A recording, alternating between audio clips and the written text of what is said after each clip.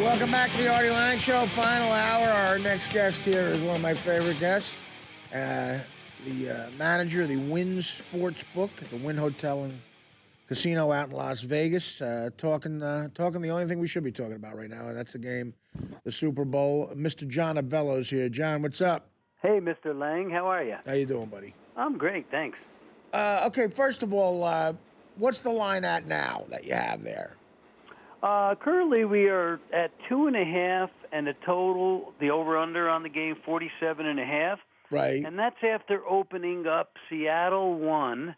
That was a couple Sundays ago. Wow. So Seattle was favored in the beginning. They were. The total was as high as 48.5, dropped down as 47. And I'll tell you what happened there, Artie. I believe that the sophisticated wise guys liked the under in the game, and they also thought they might get a bonus with the weather. But what happened is the weather's not going to turn out to be, inclement, and so therefore, the total's being pushed back up again a little bit. So I think the public's on the over, and the kind of voiding out the sharps underplay. So is it now the Broncos favored? Broncos favored, 2.5. Wow. So a lot of action going on, Peyton. What do you think about that? Well, you kind of said the one. I guess if there's one name, one player who defines the game, I think you said it. It was Peyton Manning, and when you look at past Super Bowls, you can go back and just look at the past 10 or so. You look at the Giants and they're winning a couple times, the Steelers, the Saints, the Packers, the Colts, which was Manning, and the Patriots, and there's one common theme there, and the common theme is that all of those teams have had a great quarterback. And, the customers that bet these games, they know that. This is one game. They realize that I want to have the best going for me, and that's why the Denver Broncos have drawn, all the money up to this point. Right. Interesting. John? I think the Percy Harvin thing is what fascinates me. Yeah, good point. Yeah. When it comes to this game, but we just don't know how this Seahawks offense looks with Percy Harvin. He's been in there for 33 plays this entire season, and now we know for sure, according to Joe Buck, that he's going to be returning every kick. Right. If he catches it in the end zone, he's taking it out. That is so huge. Yeah. But that's the unknown quality, either or to this game. Is there any like prop type things that you have Percy Harvin related, John? Oh, we have Percy. We have every single player, including defensive players. We have something up on everybody. We have Percy Harvin to score a touchdown. We have, Percy Harvin over under a certain amount of yards. I mean, we've used every player in the entire game. Like I said, including the the defensive players. And that's what these proposition bets are kind of all about. I agree with you on Percy Harvin. The last game that he got dinged up, and he was, it felt like they were trying to ding him up. And he took some pretty severe hits in that game, that comeback game. Yeah. But in a couple of weeks of rest, and a team that maybe is not as vicious as the one that he played against in that is, maybe going to bode well for him. What we have him total receiving yards in the game at 45.5. Wow. We have him for total receptions 3.5. Oh my gosh. Yep. You got to bet the over. I mean, I over. That's why be careful, over. man. That's why these bets can be sucker bets. You never know. It's it sounds like a lock, but they can kill you bets like that. I just feel like. Listen, there's other guys on the team, they're going to catch passes. You have Turbin, you have Baldwin, you have Golden Tate. I mean, the ball will be. And the problem is those guys don't get separation from defensive backs the way Percy Harvin does. But that's been the problem all year. But there's a big X factor of Percy Harvin. He hasn't played. Who knows? He might be a different guy. For at least the first game back. Before he was hurt. Well, listen, when you have a major injury, you're out for 10 games. 12 games, whatever it is, your first game back, you might be a different guy and not as good. It happens to be his first game back is the Super Bowl. Well, he played in the very brief. divisional round. Very briefly. briefly, but caught a pass, made some plays. I feel like they're going to line him up as the Wildcat quarterback. I think they're going to line him up as a tailback and let him run the football. Which is what they did in Minnesota with him. What are the odds that he scores a TD? What do you got him down there, odds-wise? Oh, he's a underdog to score a touchdown. He's like wow. -2. That's incredible. 220, I believe. Not that bad though. Because the Seahawks aren't expected in this game, as far when you look at the total of the game, they're not expected to score a lot of touchdowns. Maybe 2 touchdowns total, maybe 2 touchdowns and 2 field goals. That's where they're projected, or maybe 3 touchdowns max. And when you look at the way the game unfolds, it looks like the Seahawks should take advantage of the Denver defensive line and run the football. That's really the strength of their game, and that's been the strength of their game all year. Anything could happen in a Super Bowl. If the game gets out of hand, one team gets up by a couple of touchdowns, and that changes the whole complexion of your game plan. And so that could happen too. So you don't know how the game's going to go, but on paper, it should be a conservative game for Seattle if their defense can keep the Denver Broncos at bay. What are the odds that Richard Sherman gets a pick 6? You have that? No, but we have Richard Sherman getting just a flat-out pick. What is that? 1 to 3 is the no, Artie. So you lay $3 on the no. You get 2.5 to 1 on the yes. Okay. So that's not bad. And the reason that I made this line on Richard Sherman, first of all, he's getting a lot of attention. Yeah. So I had to use him in a prop. But he's got 8 picks for the entire year, but he does his best defensive alignments when the balls are deep, not when the balls are short. And I don't know if Peyton Manning's a smart quarterback. I don't think he goes at Sherman, but he will try to come with a lot of shorts, a lot of 7, 12 yarders, that type of thing. And that's not Sherman's strength. Sherman's strength is more on the deep ball. Yeah. Right. Well, I feel like Peyton knows that Richard Sherman toys with quarterbacks. And Richard Sherman is good enough that he will give the quarterback what looks like a window to throw the ball. He will lag a little bit to create separation with the receiver and try to bait him into throwing the ball. And when you look at it on film, you see him doing that, and a lot of times you see that's when he gets interceptions. But Peyton's also great at picking apart secondaries. That's the thing. I think Peyton looks at that, and he's like, you know what? Even if a guy looks open to that side, he's not. And I just don't think Peyton goes that direction at all. Yeah, and that's why we made the no, because we don't believe he'll throw at him that much that often. Right. I've seen some ridiculous stuff online here, John. I got to know if you have lines on this. Maybe you don't. If Renee Fleming, who's singing the national anthem, opera singer, if Renee Fleming wears gloves during the national anthem, what color will they be? No. You don't have that, right? Of course not. I mean, some of these are so. What book is going to take this? Will Michael Crabtree mention Richard Sherman in a tweet during the game? I mean, what bookie would take that action? And Michael Crabtree's directly in charge of that. Artie, I'll tell you what. If you do you know Peyton Manning? Because if you know Peyton Manning, this is what you should do. You should tell Peyton that when he's out there calling the signals and he does all that Omaha stuff, just say Artie Lange show. Yeah.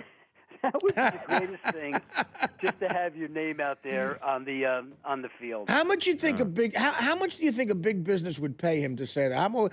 To say Coca-Cola instead of Omaha? What do you think they'd pay him? I don't know, but I bet $5 million bucks. In any commercial that they're going to show. Absolutely. Well, there was the whole thing where Omaha Steaks was trying to create that whole sponsorship, but for some reason, what was the deal on that? Like the NFL wouldn't allow it because there was something. It's too close to gambling. Yeah. It's too close to the gambling world. That's why they'll never do it. But just to say Papa John's, that's his buddy. How about that? That's a good one. I like that. Or Buick. What's the other age? Buick and Papa John's. Do you think he'll say any other city besides Omaha? How about Poughkeepsie? No, he'll say lots of stuff.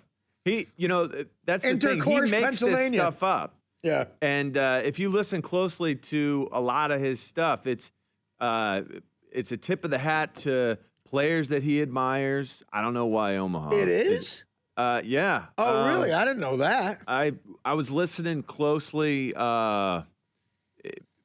when he audibilized to like a draw against a light box, it was Montana Rice.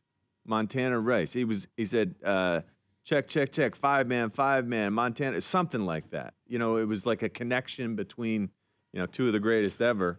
And he handed it off to Noshan Moreno. James, our guy here, our board guy, James just said Omaha is used by Eli as well. Yeah, Eli does constantly. that too. Yeah. I think he has a insurance policy with Mutual Omaha. Maybe it is. I just want to remind them, if something happens to me, you guys are going to pay. Yeah, I'm telling you, that Omaha thing, more often than not, and he probably changes it up when he's going hard count, but Omaha is when he changes the play at the line of scrimmage and then wants to remind people, all right, it's not on one anymore. Now that I've changed it, we don't have much time. Clock's running down. It's on first sound. Right. Omaha. Whatever it is, yeah. Yeah, it's on first sound. Snap it on first sound. Omaha. Boom. I love it. I think it's great. No, it makes it way more entertaining. What would you say is the craziest prop you have? What's a nutty prop? Well, remember that in Las Vegas, we have to, we abide by the Game and Control Board. Sure. And so we need to put things out that you're going to have a stat for at the end of the game. It's going to be played out. Not someone has control over what'll happen. Yeah. Exactly. So in I put up props like, the first team to get to 17 points. Will the game fall exactly 3? Total net yards for the game, 705. I did put a LeBron prop up, LeBron versus Manning. So it's Manning passing attempts versus LeBron's points, rebounds, and assists total. He's playing Christmas Day? I mean, Christmas Day.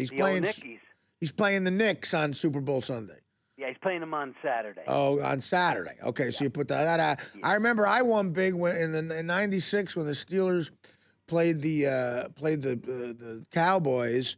I had who will score more, the Cowboys or Jordan. Jordan earlier in the day played the Lakers, I believe, and I bet on Jordan. Jordan scored 36. Jordan scored 36, and the Cowboys had 31, I believe.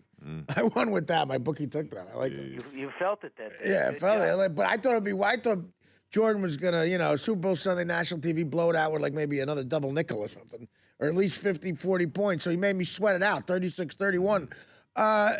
Do you like tying two different sports together like that? Is that a little weird?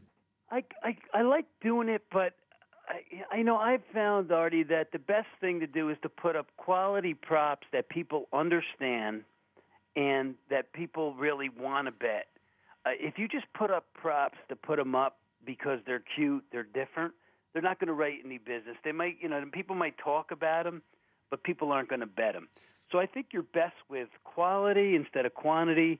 And if you got to, if we find a couple that we think work, that we believe they'll generate some kind of revenue, we'll put those up. But I don't think there's any reason to put up things that people can't figure out. Because let's face it, the crowd that comes in to bet this game, we're going to be a full house.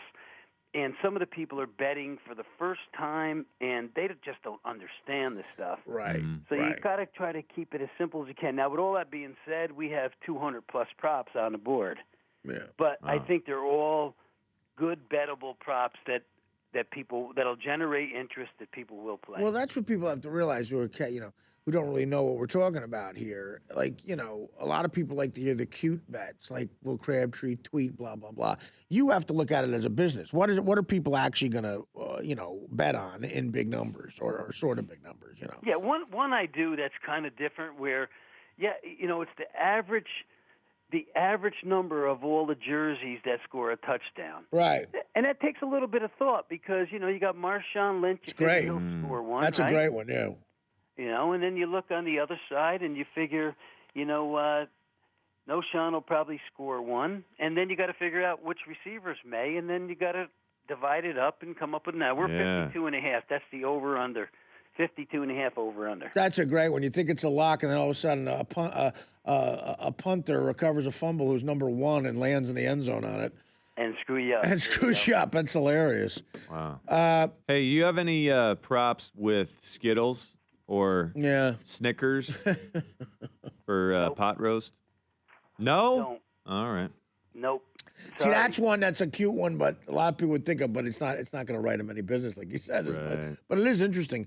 All right, you know what, John? I'm going to let you go after this, though. We need a prediction from you, man. What are you thinking? What do you personally think? Oh, boy, Artie, I'm not a guy to pick Super Bowls or a guy to even select any game. But, That's no way to make money. I guess it's the year, it's Chinese New Year. We're packed full of a big Asian clientele. I guess that's the year of the horse. So, I mean, if I think I would probably side with Peyton in this game. I looked at all the stats up and down many times. It's a classic case of, the best offense in the NFL against the best defense in the NFL, but it's not the best defense the NFL has seen. As a matter of fact, if you take all the best defenses in the NFL over the last 50 years, this team probably ranks in the 20s. Wow. And so, I didn't know that. This offense ranks number one. I don't care what year you go back to. Okay. So, Yeah. with all that being said, that's what you have to beat. You have to beat Peyton Manning. Yeah. All right. No, That's a great I think point. A lot of people are agreeing with that. I think as the week gets older here, closer to the game, a lot of people are saying it's Peyton. So, but no, you're right. It's and the way the betting's going, we're really heavy on Denver, and Denver money continues to come in. And you'll hear out there that the wise guys or the sharp guys want to play Seattle, but the key word is they want to play them. They're not playing them. Right. They want to get a key number like 3. I think if I went to 3 on the game, I could get all the Seattle money I want. So what that tells me is that they don't really like Seattle. They like the value of the number 3. right. Yeah. And so therefore, I don't know what's going to happen, but I think I'm going to need Seattle by the time this game goes off. All right. Well, listen, John, appreciate it. Look forward to talking to you after the game and what your thoughts on what happened and getting into March Madness and playoff NBA style. And we appreciate it, John. Thanks, Okay, man. guys. Enjoy the weekend. Have fun back there in the East. Yeah, be safe and good Thanks, luck. John. Avello, Thank you much. my favorite guest. All right, we're going to take a break. Joe Leone's still here cooking, and we'll take some phone calls, hang out a little bit, and wrap up the week. Super Bowl week on the Artie Lange Show. The game's almost here. Back at this. The Artie Lange Show, weeknights on Audience, only on DirecTV.